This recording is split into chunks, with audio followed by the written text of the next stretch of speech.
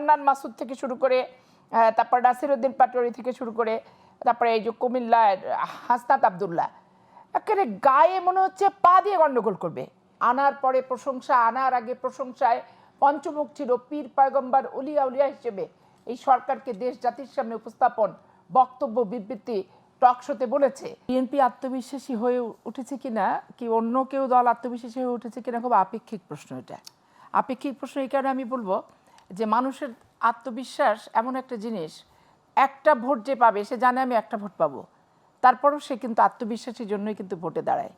তারপরে জিততে পারবে না জেনেও বিগত দিনের একবারে মানুষের 72 সাল থেকে শুরু করে অদ্যাবধি পর্যন্ত জিততে পারবে না জানার পরও কিন্তু কথাবার্তা, বডি ল্যাঙ্গুয়েজ এত ব্যাপক যে রাষ্ট্রীয় ক্ষমতা দখলে করে বসে আছে অলরেডি, এরকম একটা ব্যাপার।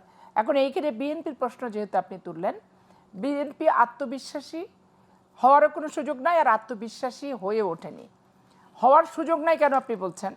তার কারণ বিএনপির উপর যে ঝড়গুলো একটার পর একটা যাচ্ছে, এই ঝড়গুলো সামাল দিয়ে দলটাকে টিকিয়ে রাখাটা হচ্ছে প্রথম বড় দায়িত্ব, প্রথমত। দ্বিতীয়ত, নির্বাচন ছাড়া বাংলাদেশে কোনো সমাধান নাই।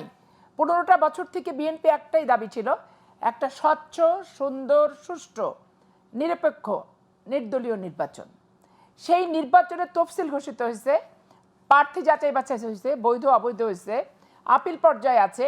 এখন দেখবেন অনেক ইউটিউবে টকার থেকে শুরু করে, ইউটিউবার থেকে শুরু করে বাংলাদেশে অনেক যারা টক শো করেন নিজেদের চ্যানেলে, তারা অনেক বলতেছে যে না, এটার 12 তারিখে নির্বাচন হবে না। আমি গৌতম দাদার একটা টক শো শুনে আসলাম যে 12 তারিখে নির্বাচন হবে না। ইভেন তারা বলে দিচ্ছে যে হচ্ছে জামাত ইসলাম এবং এনসিপি স্বচ্ছ নির্বাচন হবে না, এই মর্মে তারা নমিনেশন প্রত্যাহার করে নেবে। এই কথাটা কিন্তু তারা বলে দিচ্ছে। আমরা অতি ধৈর্য এবং সহনশীলতার সাথে পরিবেশ পর্যালোচনা করছি। তার মানে কি ইস্যু আনার পরে প্রশংসা, আনার আগে প্রশংসায় পঞ্চমুখ ছিল, পীর পয়গম্বর উলিয়া উলিয়া হিসেবে এই সরকারকে দেশ জাতির সামনে উপস্থাপন, বক্তব্য, বিবৃতি, টক শোতে বলেছে।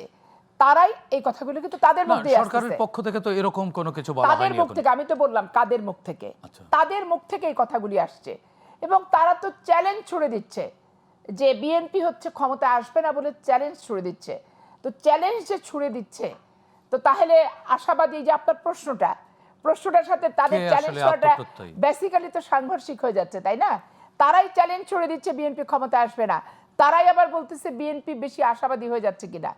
বিএনপি দেখেন, বিএনপি এখনো কোনো ক্যান্ডিডেট বলেনি যে আমি এই জায়গায় নির্বাচিত হয়ে গেছি, আমি এটা হব। আপনি সিম্পল দেখেন, এই যে পাটোয়ারিকে সাদিক টাইম কি বলছে যে ইনশাল্লাহ তুমি আগামীতে এখানে এমপি হচ্ছ। আমরা কিন্তু এখন পর্যন্ত বলিনি আপনারা যদি ভোট দেন, ভাগ্যে যদি লেখা আল্লাহ রাখে তাহলে আমি দেন এমপি হব, হলে আপনারা আমাকে পরিচালিত করবেন। জনগণ যদি ভোট দেয়, হ্যাঁ জনগণ ভোট দেয়, আপনাদের দ্বারা আমি পরিচালিত হব, আপনাদের কাজ পার্লামেন্টে যে প্রতিনিধিত্ব করার চেষ্টা করবো, আপনাদের কাজের প্রতিনিধিত্ব করার।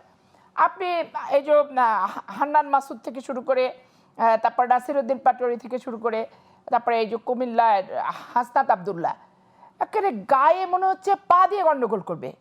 জোর করে গাড়ি থামাচ্ছে ওই ভদ্রলোকের, বিএনপির যিনি নমিনেশন পান, বারবার এমপি হন, জোর করে গাড়ি থামাচ্ছে কাকা কাকা করে, মানে তাকে চিনতে হবে এরকম একটা ব্যাপার। এগুলো একটা এমপি কিন্তু ছ্যাবলামির ব্যাপার না। বিএনপির অনেক প্রার্থীও তো আছে, তারাও মাঠে এরকম কিছু অ্যারোগেন্সি শো করছে। সকল অ্যারোগেন্সির আমি বিপক্ষে। ভোট দেওয়ার মালিক হচ্ছে জনগণ, ভাগ্যে লেখার দায়িত্ব হচ্ছে আল্লাহর। এখানে আমার অ্যারোগেন্সির উপর তো নেগেটিভ হবে, পজিটিভ কিছু আসে না। আসে কি? তাহলে আমার অ্যারোগেন্স দেখা লাভ নেই। আর যারা ভবিষ্যৎবাণী করে বলছে যে বিএনপি ক্ষমতায় চলেই আসছে, ফেয়ার নির্বাচন হবে না, প্রশাসন অমক তমক স্বাচ্ছত্র, তাদের উপলক্ষ করেই আমি বলছি যে এইগুলো অবান্তর প্রশ্ন। কিন্তু বেগম খালেদা জিয়া মারা গেছে, রাষ্ট্রীয় শোক বইয়ে স্বাক্ষর করতে বাংলাদেশের সকল রাজনৈতিক সংগঠন সহ প্রত্যেকে গেছেন। বেগম জিয়ার শোকে তো আসলে বিএনপি নেত্রী হিসেবে যায়নি, জাতীয়। এখন এইটাকে যদি বলা হয় যে নিরপেক্ষ নির্বাচন হওয়ার ক্ষেত্রে অন্তরায় শোক বইয়ের স্বাক্ষর আর শোক সন্তুষ্ট পরিবারকে সমবেদনা সান্ত্বনা দেওয়াটা, এক্ষেত্রে মানবিকতার পরিচয় হচ্ছে না। কিন্তু দেখেন জামাত ইসলামের আলী সাহেব, আরেকটা ছোট্ট কোশ্চেন আমি আপনার সাথে যোগ করি, সেটি হচ্ছে যে আমরা যতটুকু বইয়ে পড়েছি সেটি হচ্ছে যে political leader is a vendor of dream. মানে একজন রাজনীতিবিদ হচ্ছে স্বপ্নের ফেরিওয়ালা। এখন কে কোন কতটা অ্যারোগেন্সি শো করবে, কে কতটা প্রভাবশালী প্রতাপশালী, এগুলো শো করার চেয়ে তো স্বপ্ন, মানুষকে কত বেশি স্বপ্ন দিতে পারে, সম্ভাবনা দেখাতে পারে, সেগুলোই তো আসা উচিত, তাই না? সেগুলো আসা উচিত। তারপর এমন কোনো স্বপ্ন দেখানো উচিত না যেটা আদতে বাস্তব না। এখন আপনি যদি বলেন আমার 50 কিলোমিটার দূরে আমি 2টা মেডিকেল কলেজ করে দেবো, এটা আদৌ কি সম্ভব? প্রত্যেকটা জেলায় জেলায় সরকারি খরচে কি মেডিকেল কলেজ করা সম্ভব? সম্ভব না। ধরেন রাজশাহীতে একটা মেডিকেল কলেজ আছে, আপনি চাঁপাইনবাবগঞ্জকে সরকার একটা মেডিকেল কলেজ করে দেবো বললে তো হবে না, অপ্রাসঙ্গিক। অপ্রাসঙ্গিক। এখন আমি যদি বলি যে আমার আন্তনগর একটা ট্রেন চলার মতো স্পেস আছে, আমার অবকাঠামো যা, এখন আমি যদি বলি যে আমি এমপি হলো 5টা না, ইন্টারস্টেশন থামাই কিন্তু দেব, মানে এটা কি রাজনীতি বান্তর তো হবে না জনগণকে অবান্তর নিয়ে, হবে? রাজনীতি তো জনগণকে নিয়ে, জনগণের রাজনীতি জনগণকে দিয়ে, জনগণের জন্য। কিন্তু এমন করে প্রতিশ্রুতি দিব না যে প্রতিশ্রুতির অন্তরালে ধোঁকা শব্দটা উকি মারে। এরকম প্রতিশ্রুতি দেওয়াটা এরকম কেউ দিচ্ছে না তো। সব জায়গায় দিচ্ছে। আমি চাঁপাইনবাবগঞ্জে 3 আসনেই তো দেখছি, মানে কোনো ইস্তেহারই নাই, কোনো কথা তাদের নাই। বিএনপির পদপ্রার্থী কি বলতেছে তার কাউন্টার দেওয়াটা হচ্ছে তাদের কাজ।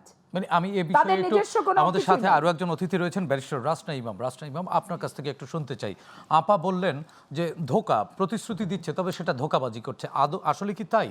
নির্বাচন মানে তো একটা ইশতেহার থাকা, একটা পরিকল্পনা থাকা, একটা ড্রিম দেয়া জনগণকে। সেই ড্রিম কি রাজনৈতিক দলগুলো দিতে ব্যর্থ হচ্ছে? না, এই বিষয়ে একটু আলোচনা শুনতে চাই। ধন্যবাদ। পাপি আপা অনেকগুলো পয়েন্ট কভার করেছে, তার মধ্যে অনেকগুলোর সাথে আমি পুরোপুরি সহমত পোষণ করছি, কিন্তু স্পেসিফিক আপনি যে প্রশ্নটা করলেন যে জনগণকে একটা স্বপ্ন দেখানো, স্বপ্ন শব্দটা হয়তো আমি ব্যবহার করতে চাইবো না, একটা ভিশন এবং একটা প্ল্যান, যে প্ল্যানের কথা বিএনপি চেয়ারম্যান বলেছেন ওনার বক্তব্যে। তো এখন তো নির্বাচন একেবারে অ্যারাউন্ড দ্য কর্নার।